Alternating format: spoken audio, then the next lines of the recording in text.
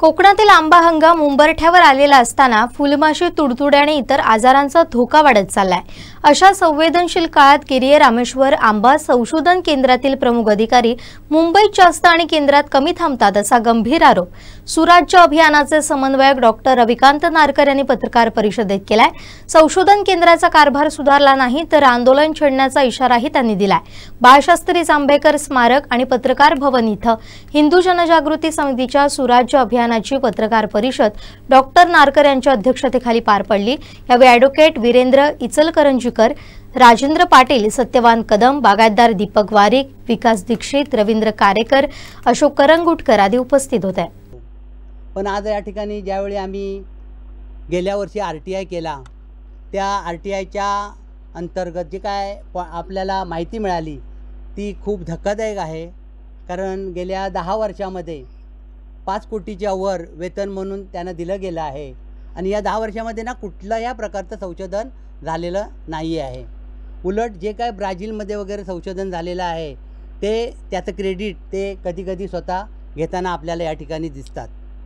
आंब्यावर संशोधन होणं आणि आंबा उत्पादकांना त्याचा लाभ होणं याच्याऐवजी तिथे आम्ही ज्यावेळी सर्वे केला त्यावेळी काय आपल्याला आढळलं तर तिथे ड्रॅगन फ्रूटची लागवड केलेली आहे आणि ते ड्रॅगन फ्रूटचं उत्पादन घेत आहेत।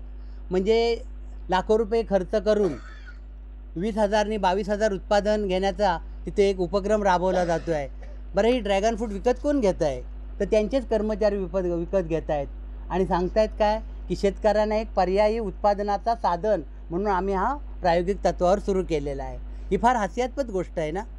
आंबा संशोधन केंद्र आहे, एवढा मोठा त्यांचं उत्पन्न आहे, 1200 कलमं आहेत, तर त्या अनुषंगाने जिल्ह्यातील उत्पादकांना, आंबा उत्पादकांना त्या केंद्रामधून कुठल्या प्रकारचा लाभ दिला तर हे आंबा उत्पादन वाढू शकेल अशा प्रकारचं त्या ठिकाणी काही झालेलं आपल्याला दिसत नाही आहे। मला असं म्हणायचं आहे की ह्या केंद्राची जी निर्मिती झाली त्या निर्मितीमागचा जो उद्देश आहे तो उद्देशच खऱ्या अर्थाने ह्या केंद्राने चुकीचा ठरवला आहे। म्हणजे ज्या केंद्राचा फळबागायतदारांना, आंबा बागायतदारांना जेवढा फायदा व्हायला पाहिजे त्या पटीत फायदा झालेलाच नाही आणि त्याचं मूळ कारण म्हणजे ते केंद्र आहे। त्या केंद्राकडे योग्य प्रकारे मार्गदर्शक नाही आहेत आज उपलब्ध। दुसरी गोष्ट, कर्मचारी नाही आहेत। वेगवेगळ्या प्रकारचे जे संशोधन झालं पाहिजे ते त्या केंद्रात संशोधन होतच नाही आहे असं मला म्हणायचं आहे। आणि योग्य वेळी की माझे 200 कलमं आहेत, मला आता त्या ट्रीटमेंटची आवश्यकता आहे, तर ते होते मुंबईला।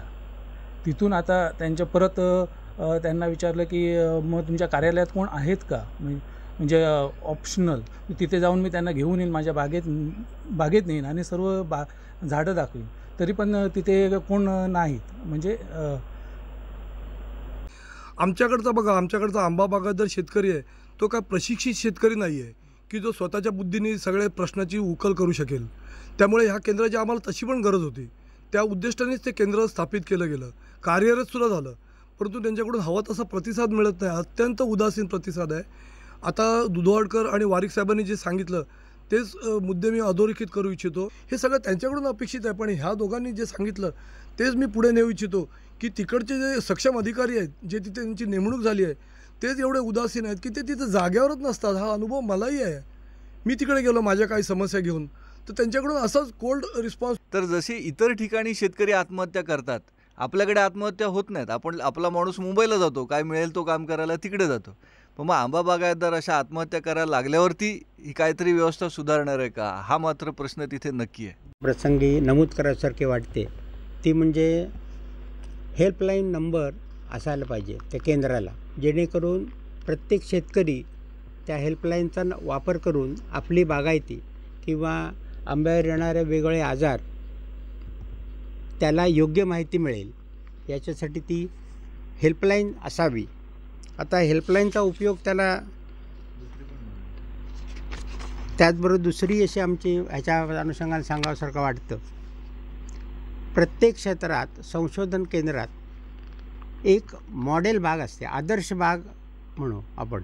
द्राक्ष बागायच्यांची त्यांची आदर्श बाग असते कुठेतरी त्या संशोधन केंद्राची, तशी गिरीय संशोधन केंद्राने एक आदर्श हा विषय आम्ही घेतला. आता ते काय करतायत, 73 एकर जमीन आहे, 1200पेक्षा जास्त माणूस येऊन तो पाहिजे ते औषध त्याला पाहिजे ते मारणार आणि नेणार असं करत होते. आता ते म्हणतात की आम्ही एक राज्य सरकारला प्रस्ताव दिला आहे की 29 कोटी आणा, मग आम्ही हे करू ते करू.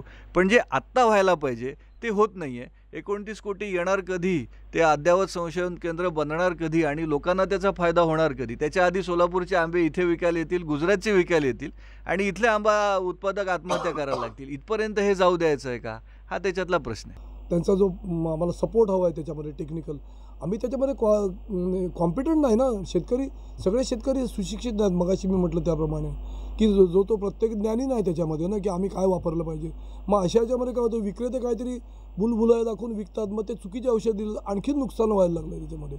ह्यांची जबाबदारी बेसिकली आहे की त्यांनी आम्हाला योग्य दिशेने नेलं पाहिजे ना. औषधांवर खर्च करायचे आणि फलनिष्पत्ती मात्र काही नाही. तर ह्या संदर्भात ती जबाबदारी राहते ना त्यांची, फळ संशोधन केंद्राची, की हे सहाय्य आंबा उत्पादकांना होणं. म्हणजे गेल्या 10 वर्षामध्ये त्या फळ संशोधन केंद्राचे जे कोणी अधिकारी आणि कर्मचारी आहेत, तर त्यांच्या पगारावर 5 कोटी रुपये खर्च केलेला आहे. म्हणजे एवढ्या मोठ्या प्रमाणावर त्यांच्यावर खर्च केला जातो आणि त्याची फलनिष्पत्ती मात्र काहीच नाही. तर ही खूपच अशी गंभीर गोष्ट आहे. म्हणजे कशा पद्धतीनं सगळं सरकारचं खर्च व्यय होतो ना, तर ही खूप गंभीर गोष्ट वाटली अशी. आणि आंबा ही खरं तर सिंधुदुर्गची ओळख आहे. तर ती ओळख भविष्यात कुठे पुसली जाईल की काय, अशा प्रकारची एक शंका निर्माण झालेली आहे या सगळ्या परिस्थितीमुळं. तर ह्या संदर्भात त्यांनी काहीतरी ठोस कृती करावी